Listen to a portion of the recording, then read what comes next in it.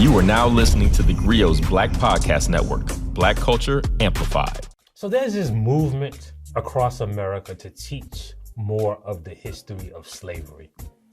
And, you know, whenever you read about this, it's painted as critical race theory. It's painted as anti-white. But I don't believe that. It's actually not true. Because I believe that slavery and Black history are two different things. And if you really want to learn about white history, you have to start with the history of slavery. So welcome to theGrio Daily, the only podcast that is going to explain why slavery is really part of white history. I'm Michael Harriot, world famous white peopleologist, and this is theGrio Daily.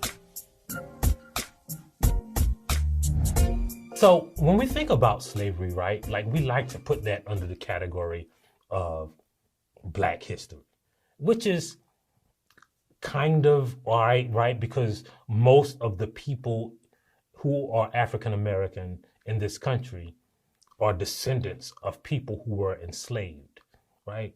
But that ain't really Black history, right? Because when you think about Black history and slavery, you have to understand that that is only a tiny little infinitesimal part of the long history of Black people, right? Like when we learn about white history, we start with what was going on in England. We start with Roman history. We have to learn Greek mythology. We have to learn the Norman conquest. We have to learn about all of those French and English kings and queens.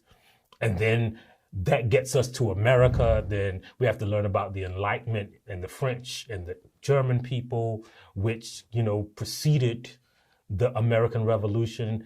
And then we learn about the American Revolution, and then we learn about World War II. But to understand what was going on in World War II, you have to understand what was going on in Germany, and then you have to understand what was going on in Russia. So we learn about all of the white people in the world. In America, what was going on in America is a part of that. Even if it is American history, what was going on in America is just part of what was going on in the world, and we contextualize that, right? But then when we learn about Black people, we start with slavery. And slavery is only a small part of Black history. It's not even a big part. Like if you come from America, to understand how you got here, to understand where you came from, you have to, first of all, you got to understand that like Africa ain't a country. Just like, you know, we don't talk about Europe as a country. We differentiate between the countries and the kingdoms and the small little potentates. But then when we talk about Africa, it's all just one thing, and the Black people came from Africa.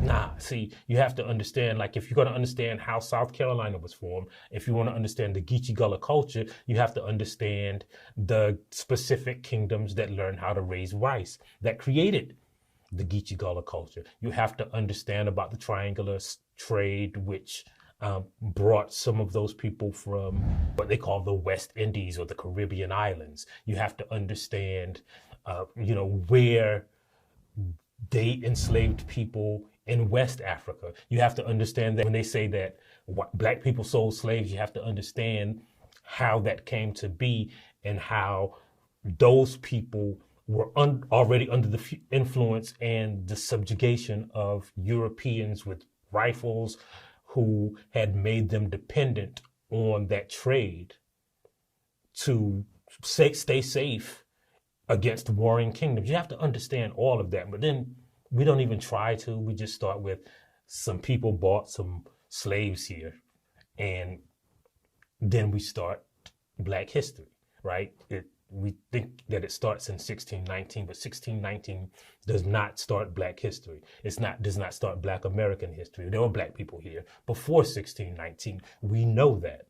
So where does slavery fit? Well, if slavery is a small part of Black history,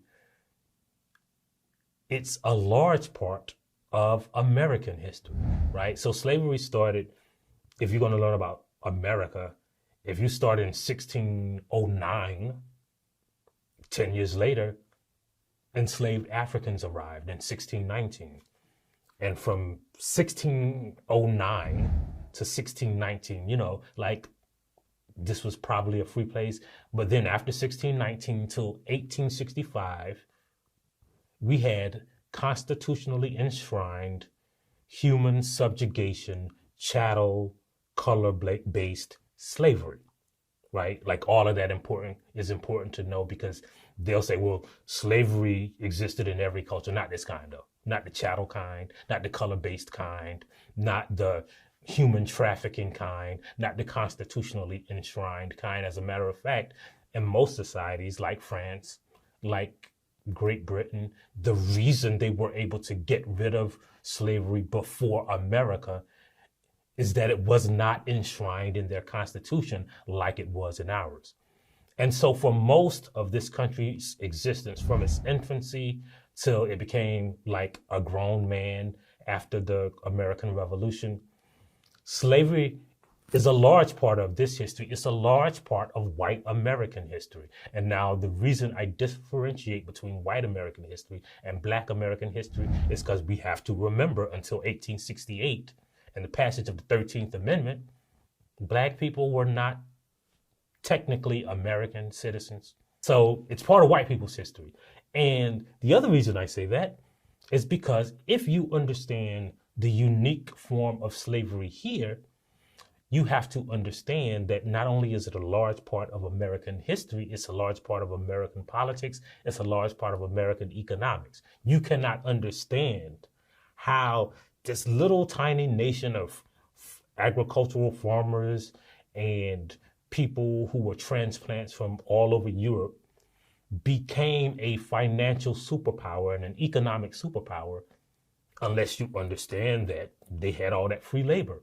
Because they did it relatively quick. When you think about, like, this country was in debt after the American Revolution, and all of a sudden they became an economic superpower that was lending other countries money. How did they do that? Well, as historians note, the value of enslaved people in 1860, right before the Civil War, was worth more than all of the money in all of the banks in America.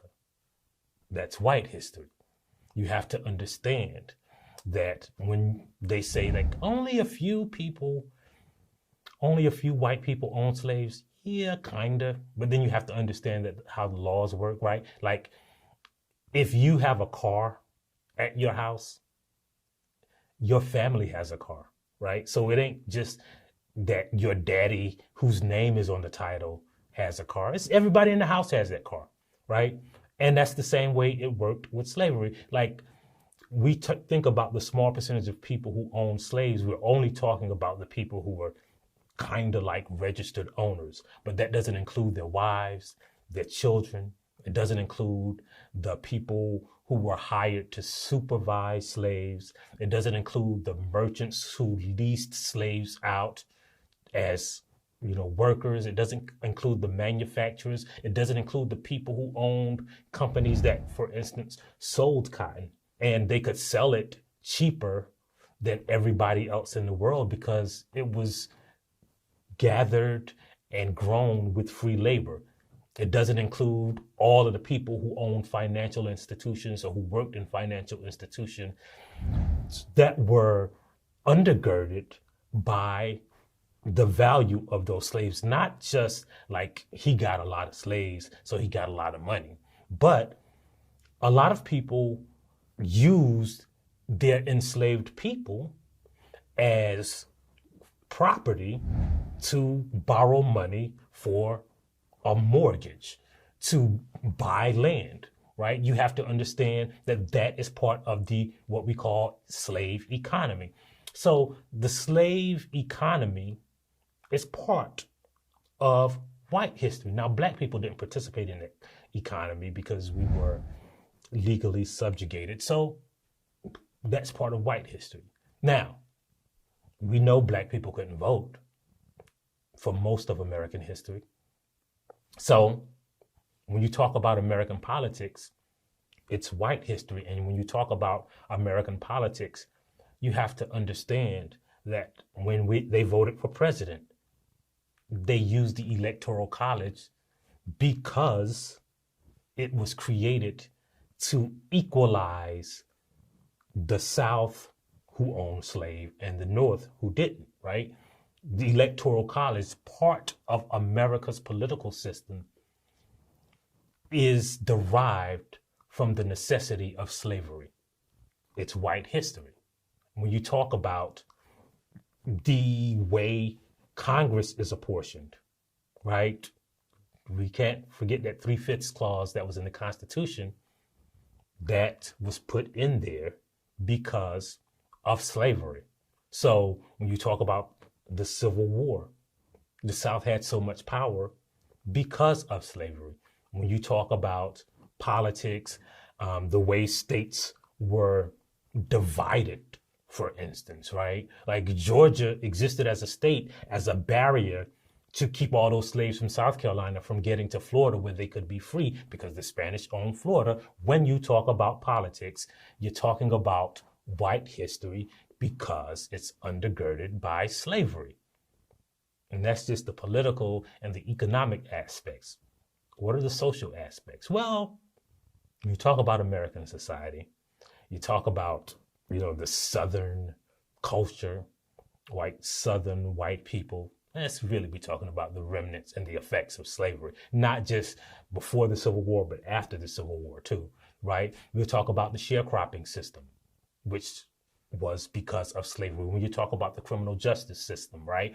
After the Civil War, they had to find a new way for these states to make money, essentially. And how did they do that? What they did was create the prison system, right? Like the American criminal justice system, and imprisonment was exploding after 1865.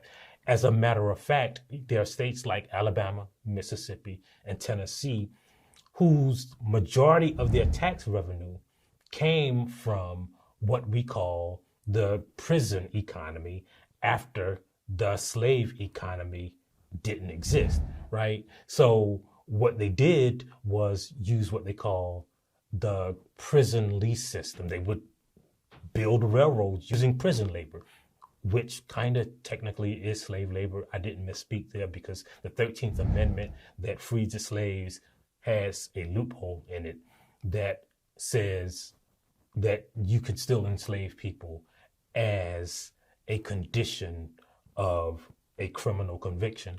So the prison and slave labor is kind of the same thing. And states like Mississippi, Tennessee, South Carolina, North Carolina, they benefited from that. As a matter of fact, before the Civil War, the majority of prisoners in the South were white people, were young white men. A lot of them were immigrants.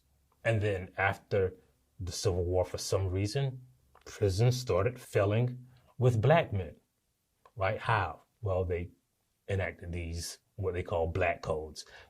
And the most important of which were vagrancy laws. So if you weren't working, which they forbade people from getting jobs unless they were sharecroppers, you were considered a vagrant and a criminal, right? Black codes also literally prevented people from being educated. They also prevented people from getting an apprentice or getting licensed in any job that required an apprentice. So they forbade white people from using black people as their apprentices, right? For stuff like being a blacksmith, for stuff like, construction. You couldn't use black apprentices. And so those vagrancy laws filled prisons, and that's part of the social construct of America, that's part of white history. Meanwhile, during all of this time, black people were building churches, they were building their own educational institutions. Even before slavery ended, black people were building their own houses of worship. There were all black communities. They were educating themselves. They were fighting for the right to vote. the black social structure really, even amongst free black people, wasn't really defined by slavery. It was just the white social structure that was. So slavery is part of white history. And even today, when you look back at your history, if you're black, even if you were, let's say, a descendant of someone who came here in 1619, you're not a descendant of a slave. You're a descendant of a bunch of people from a long lineage of people that begins in Africa and ends wherever you're standing right now. And most of those people were not slaves. But if you are a white person in America right now, whose family has been here since the beginning, most of the people in your family benefited from slavery in one way or the other. And that's why slavery is white history. And that's why you gotta download that theGrio app. That's why you gotta tell a friend about this podcast. And that's why you gotta subscribe on every platform, man. And that's why we're gonna leave you with a saying from Black history or from the Black community. And today's saying is, what to the slave is the 4th of July? Man, that ain't nothing but a cookout. Thank you for listening to theGrio Daily, and we'll see you next time. If you liked what you heard, please give us a 5-star review, download the theGrio app, subscribe to the show, and share it with everyone you know. Please email all questions, suggestions, and compliments to podcasts@thegrio.com. You are now listening to theGrio's Black Podcast Network, Black Culture Amplified.